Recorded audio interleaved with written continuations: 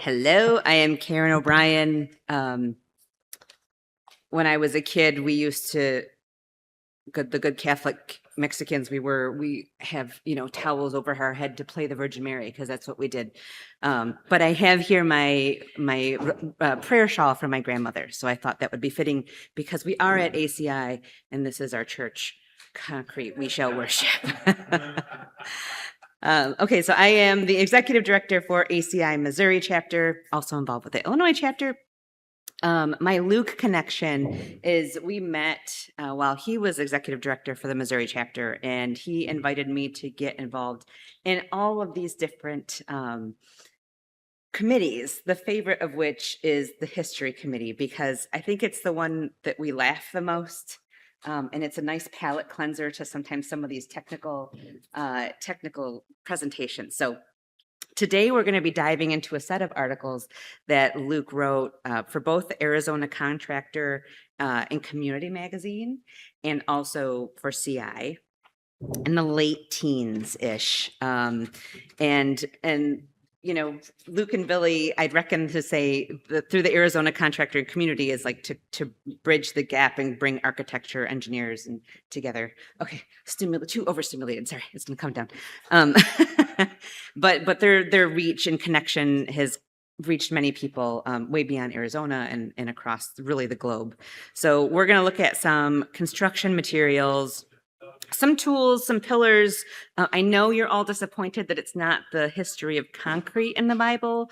That's kind of beyond the scope, but they did write an article. Luke did write an article about the history of concrete. So you're going to get a QR code kind of at the end to see some of the other presentations and other documents that he penned. One of the things that I relate to with Luke is his insatiable curiosity. Right? Like he was probably sitting in church one day thinking, I wonder how they built that, And so he was the son of a carpenter and he married a preacher's wife. He taught Sunday school. He was he is still a great educator. And so it's when he was thinking about the construction in the Bible, he's like, okay, religion's kind of what do we not talk about, right? Like religion, politics, and forget what else, but the guy was like, okay, yeah, you can write these as long as the article is not too preachy. And I think that you'll find that it is a compelling narrative without being really even touching on the tenets of religion.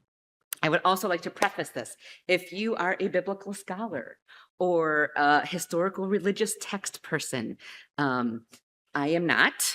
Like I am a layperson. So if you want to debate any of this information, I'll be happy to put you in touch with Luke, and you can debate that further. So this is we're just really taking the influence of the documents that he wrote and kind of presenting them here. I tried to fact check, but like if you try to fact check the Tower of Babel, it's not going to happen. Okay. So again, the history of humanity really is built on construction, right? Our tenants, we need security and safety and shelter. So that is all built on construction.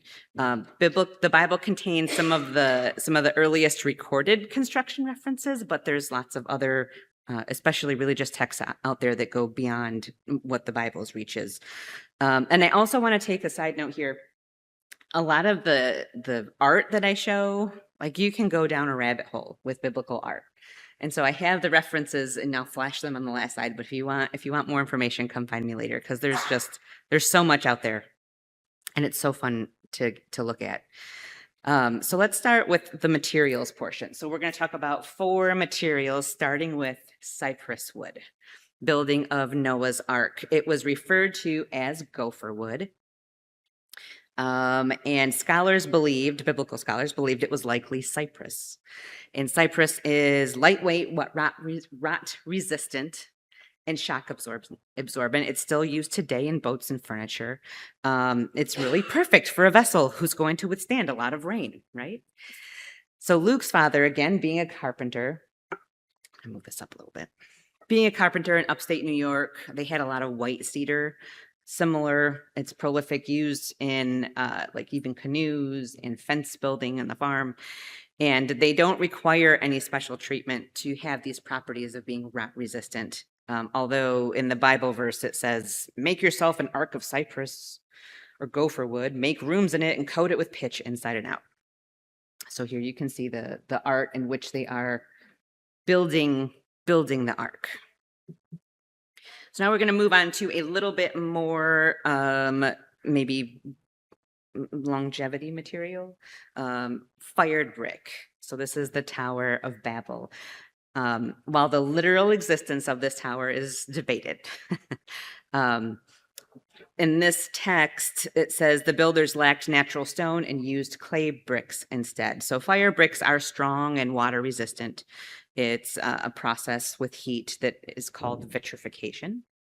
And even in modern days where we don't have natural stone, we can use brick for a versatile, cost-effective alternative, and sometimes it's even an aesthetic preference, right? So because early beehive kilns had inconsistent temperature within, they sometimes would create these clinker bricks. And they are appreciated because they're imperfect, which I feel like is a metaphor for life, because I appreciate humans that are imperfect, right? Which I think most of us are in this room, I hope. I know I am not perfect for sure.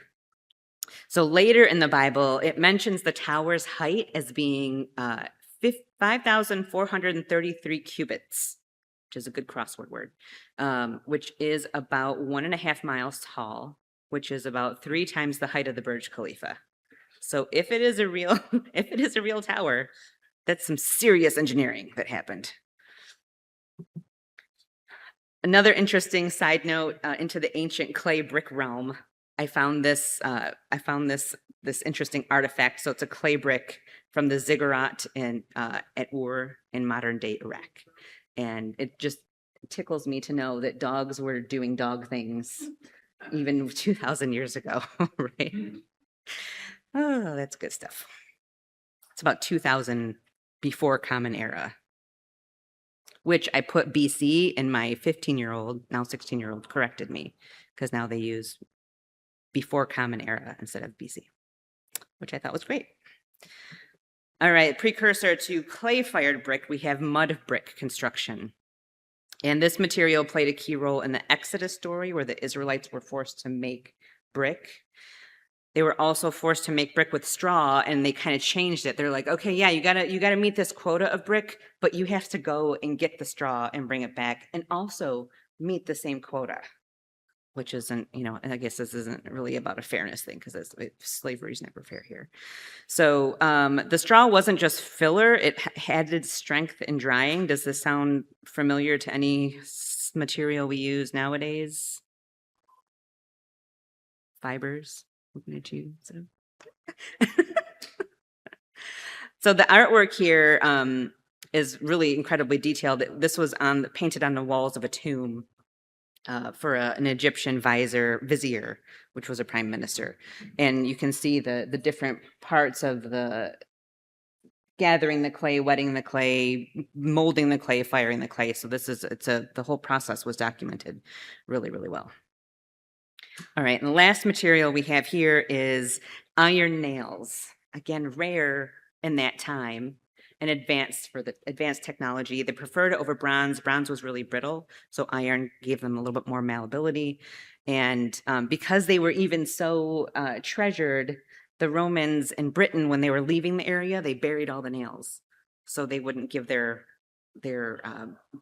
rivals the opportunity to melt them down and build more weapons, which I thought was really, really interesting.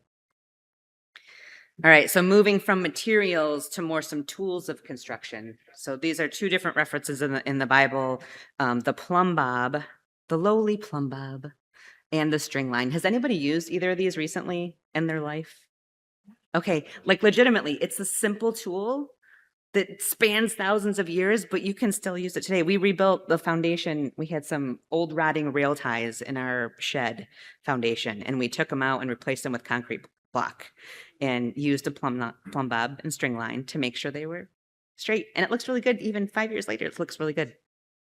So in modern times, these are meant to keep construction to plumb. And I think in the Bible, it was just like you want to keep yourself on the straight path, just like the plumb bob and string line. And these old techniques really can be useful even today. All right, so we got some materials, we got a couple tools, and now we're going to talk about some construction pillars. And I'm going to try to make it snappy so we can say hello to Luke and Billie here. Job site safety. All right, so this is applicable still today. The Tower of Siloam modern parallels, right? The ongoing need for training and safety protocols. There's a really interesting modern stat, and I found it on the OSHA website, and I found it a couple other places, but with no real, like, the data I did not find. But it says 60% of the job site injuries occur within a worker's first year. So it's still, like, today is still an issue for job site safety. And in Jacob's presentation about the Hoover Dam, right? There was, in the 30s, when the Hoover Dam was constructed, the safety was really secondary to the operation. So 96, at least, people died, not counting the every other day that people died from heat issues. When they did the Hoover Dam bypass in the late or early aughts, I guess, early 2000 aughts, safety was emphasized. So we only had one employee that died during that expansion. Again, it's still, no life is worthy, right? So is worthy of death. So we want to make sure to emphasize the safety until we can get zero. All right, so the next tenet would be cost estimation. We still use that today, right? So suppose you want to build a tower. What's the first thing we're doing if we're building something? We're getting the engineer's estimate, we're getting, contract documents, bidding, so on and so forth. So it's important to have accurate cost planning. And of course, we have modern solutions, university training, and software tools, but we still can't always account for all of the things, right? So we can't control the weather. We can't predict the weather very well. There's sometimes bedrock. There's sometimes family burial sites and indigenous burial sites that we come over. So we have to kind of take that all into consideration. And lastly, we have scheduling. So this principle explains how even careful scheduling can minimize those delays and cost overruns. Not just biblical references, but there's literary references too. Maybe you have heard like haste makes waste, Benjamin Franklin. Wisely and slow, they stumble that run fast. That's a Shakespeare quote. And then my favorite was, the hurrier I go, the behinder I get, which has been attributed to Lewis Carroll and the White Rabbit and Alice in Wonderland, but sounds to me more like Yogi Berra, so I'm not sure, but all wise sources, right? So really we have all these materials, tools, principles covered many, many years ago, still principles that are applied today. And this is the references, which is a lot, but this is my favorite. It's like, this is Luke and Billie through the years. This is all of their headshots that were included in some of the articles. And then my surprise sleeper hit presentation of Luke's was concrete on the farm. Like, I'm not a farm girl, so I was like, well, let's see what I can learn. And he has a way of making things interesting that you didn't think were going to be interesting. So we're super thankful for all he's done for the industry, and Billie as well. And thank you for your curiosity. The QR code, it does have a lot of their documents. It's on the ACI Missouri website, republished there.